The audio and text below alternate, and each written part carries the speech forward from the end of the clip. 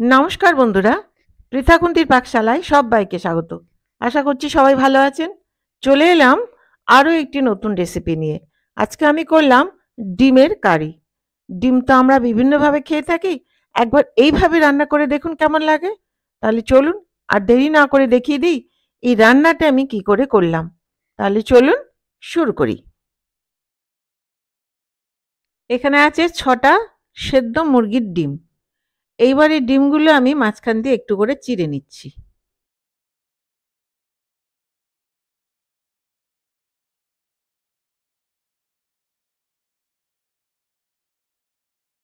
Gas on করে একটা কড়াই গরম করে নিচ্ছি।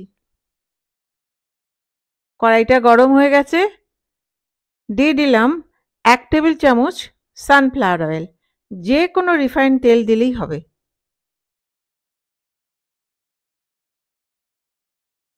তেলটা গরম হয়ে গেছে, দিয়ে দিলাম কয়েকটা কারি পাতা। দিয়ে এটা ভেজে নিচ্ছি। সবুজ থাকতে থাকতেই কিন্তু আমি এটা তুলে নেব।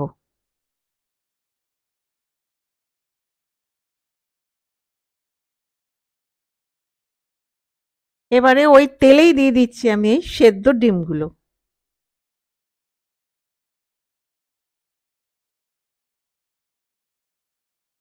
দিয়ে দিলাম সামান্য পরিমাণে লবণ। আর দিয়ে দিচ্ছি প্রায় 1/5 চা চামচ হলুদ গুঁড়ো।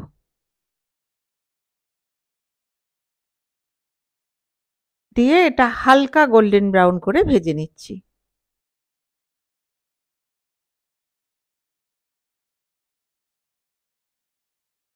ভাজাগুলো হয়ে গেছে, এবার আমি একটা বাটিতে তুলে নিচ্ছি।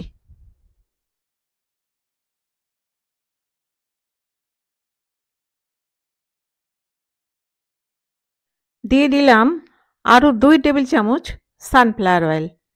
যে কোনো রিফাইন্ড তেল দিলেই কিন্তু হবে। এবারে দিয়ে দিচ্ছি 1/2 চা চামচ রসুন বাটা। রসুন বাটাটা দিয়ে একটু নেড়ে নিলাম।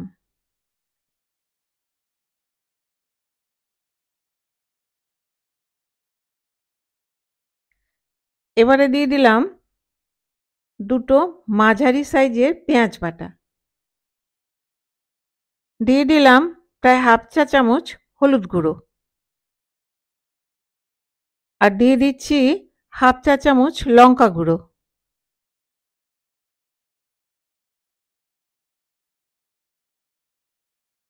1/4 চা চামচ কাশ্মীরি লাল লঙ্কার গুঁড়ো। দিয়ে এটা ক মিনিট আমি নেড়ে নিচ্ছি।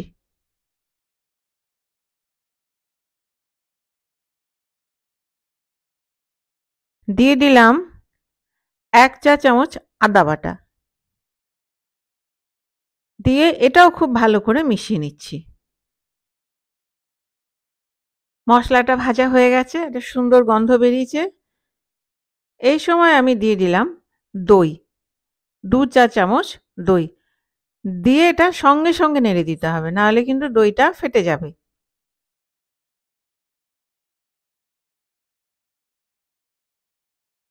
মনে রাখতে হবে দই দেওয়ার সময় ফ্লেমটা লোতে থাকবে। এটা আমি প্রায় ২ মিনিট মতো কষিয়ে নিলাম।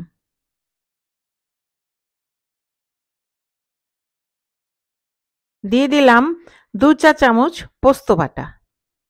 আর দিয়ে দিচ্ছি বাটি ধোয়া একটু জল। এখানে আছে ৮টা কাজু বাদাম বাটা, এটাও আমি দিয়ে দিলাম। আর দিয়ে দিচ্ছি এই বাটি ধোয়া একটুখানি জল।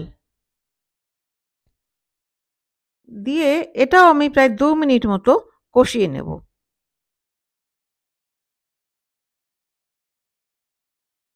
দিয়ে দিলাম ঝোলের আন্দাজে লবণ।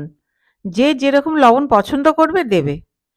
আর দিয়ে দিলাম 1/4 চা চামচ গুঁড়ো চিনি।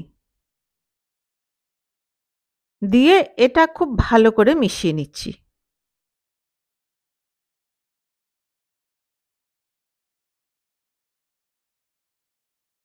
মশলাটা কষানো হয়ে গেছে, হালকা হালকা তেল ভেসে এসছে। এই সময় দিয়ে দিলাম নারকেলের দুধ। এখানে আছে একটা মাঝারি সাইজের নারকেলের অর্ধেকের দুধ। দিয়ে এটা খুব ভালো করে আমি মিশিয়ে নিচ্ছি। নেড়ে নিলাম খুব ভালো করে। এইবারে দিয়ে দিচ্ছি ভেজে রাখা ডিমগুলো। দিয়ে আবারও একটু ভালো করে নেড়ে নিচ্ছি। ফ্লেমটা মিডিয়ামে করে দিলাম। এইবারে এটা ঢেকে আমি কয়েক মিনিট রেখে দিচ্ছি। প্রায় ৩ মিনিট হয়ে গেল, ঢাকনাটা খুললাম। খুলে হালকা করে একটু নেড়ে নিলাম। দিয়ে দিলাম ৮টা চেরা কাঁচা লঙ্কা। আর দিয়ে দিচ্ছি ঘি। ১ চা চামচ ঘি আমি দিয়ে দিলাম। ঘিয়ের বদলে বাটার অথবা ক্রিমও দেয়া যায়। ঘিটা দিয়ে খুব ভালো করে আমি মিশিয়ে নিচ্ছি। এই যে কারি পাতাটা রেখেছিলাম ভেজে, সেইটা হাত দিয়ে একটু গুঁড়ো করে নিয়ে ওপর থেকে দিয়ে দিচ্ছি।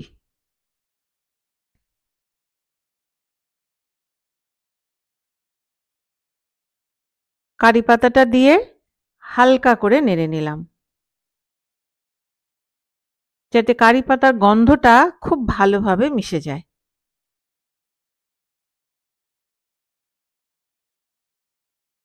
গ্যাসটা বন্ধ করে দিলাম।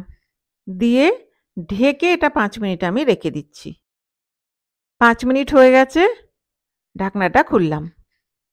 খুলে একটা বাটির মধ্যে আমি এটা তুলে নিচ্ছি। ডিম তো আমরা বিভিন্নভাবে খেয়ে থাকি। একবার এইভাবে খেয়েই দেখুন, ভালো লাগবেই লাগবে, গ্যারান্টি।